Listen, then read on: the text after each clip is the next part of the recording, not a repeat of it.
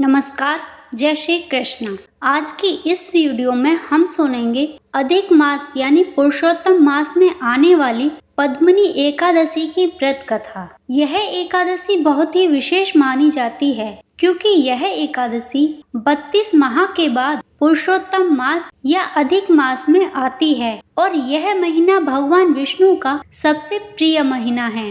वैसे तो प्रतिवर्ष कुल 24 एकादशी आती हैं, लेकिन जब भी अधिक मास या मल मास आता है तब इनकी संख्या बढ़कर 26 हो जाती है। अधिक मास या मल मास की एकादशियों को अगर जोड़ा जाए तो वर्ष में कुल 26 एकादशियां मनाई जाती हैं। अधिक मास में 2 एकादशी आती हैं जिनके नाम कुछ इस प्रकार हैं। पद्मिनी एकादशी जो शुक्ल पक्ष में और परमा एकादशी जो कृष्ण पक्ष में आती है।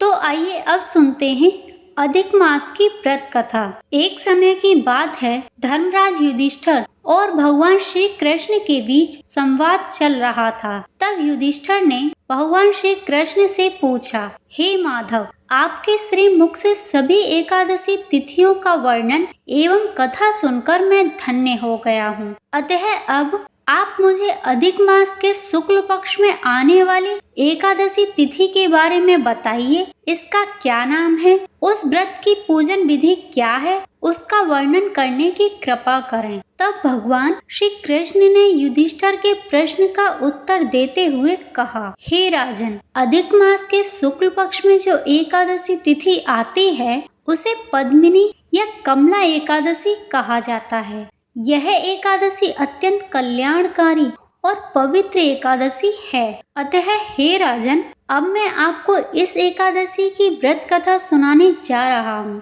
सो इसे ध्यान पूर्वक सुनिए। जो कथा पुलस्त मुनि ने नारद मुनि को सुनाई थी। एक समय की बात है, त्रेता युग में कृतवीर्य नाम का एक महान राजा हुआ जो महिष्मतीपुरी में राज्य करता था। उस राजा की 1000 परम प्रिय रानियां थीं। राजा कृतवीर्य अपनी सभी रानियों से एक समान प्रेम करते थे, किंतु दुर्भाग्यवश राजा को किसी भी रानी से संतान प्राप्ति नहीं हुई। राजा ने अनेक यज्ञ और तपस्याएं की, फिर भी एक ऋषि के द्वारा दिए गए श्राप के कारण उन्हें कोई संतान नहीं हुई जो उनके इस विशाल राज्य के भार को संभाल सके। एक दिन अपनी इस दुर्दशा पर विचार करते हुए राजा ने वन में जाकर तपस्या करने का निश्चय किया। राजा ने अपने राज्य को कुशल मंत्रियों को सौंप दिया और राजसी वेशभूषा त्याग कर मुनि का भेष धारण कर वन में तपस्या करने जाने लगे। उसी समय राजा कृतवीर्य की एक रानी उनके पास आई जो अत्यंत गुणवान थी, जो राजा हरिश्चंद्र की कन्या थी। उनका नाम पद्मावती था।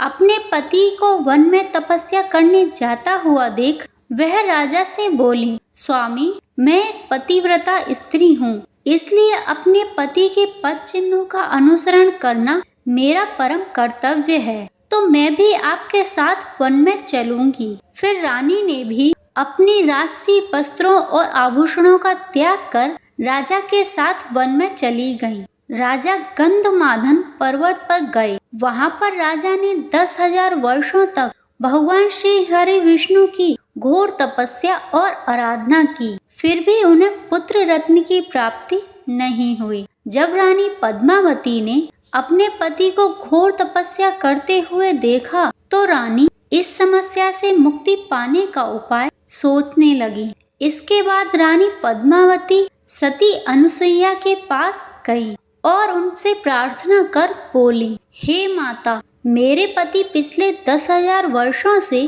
भगवान श्री हरि विष्णु की घोर तपस्या कर रहे हैं, लेकिन भगवान नारायण ने उन पर अभी कृपा नहीं की। कृपया कर आप मुझे कोई ऐसा उपाय बताइए जिससे हम भगवान श्री हरि विष्णु को अपनी भक्ति से प्रसन्न कर सकें और हमें ऐसे पुत्र रत्न की प्राप्ति हो जो हमारे राज्य का कार्यभार संभाल सके और जिससे हमारा भी कल्याण हो।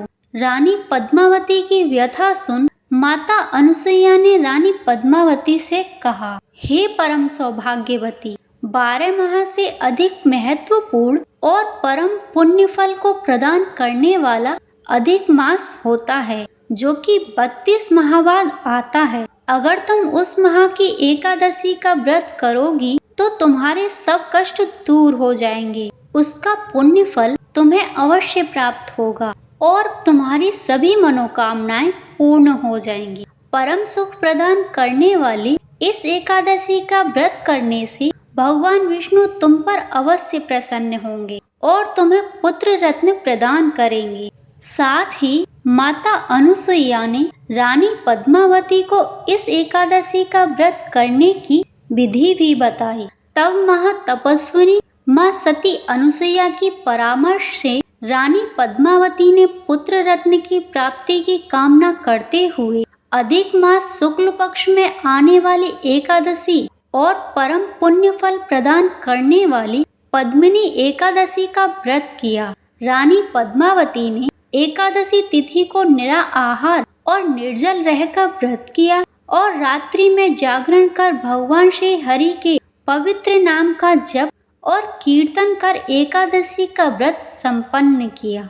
रानी पद्मावती की भक्ति एवं निष्ठा से प्रसन्न होकर भगवान श्री हरि विष्णु ने उन्हें दर्शन दिए और कहा, हे पद्मावती, पुरुषोत्तम मास में पूरी भक्ति और निष्ठा से तुम्हारे द्वारा किए गए इस एकादशी व्रत से मैं तुमसे प्रसन्न हूँ। कहो तुम्हें क्या चाहिए। भगवान की मधुर वाणी सुन रानी पद्मावती भावपूर्ण बोली और रानी ने भगवान के सामने एक महान पुत्र प्राप्ति की इच्छा प्रकट की। यह सुन भगवान बोले, पुरुषोत्तम मास मुझे अधिक प्रिय है। इस माह में आने वाली एकादशी मुझे सभी एकादशियों से अत्यंत प्रिय है। इस दिन श्रद्धा पूर्वक संपूर्ण उपवास कर तुमने मुझे प्रसन्न किया है, इसलिए तुम्हारी इच्छा अवश्य पूर्ण होगी।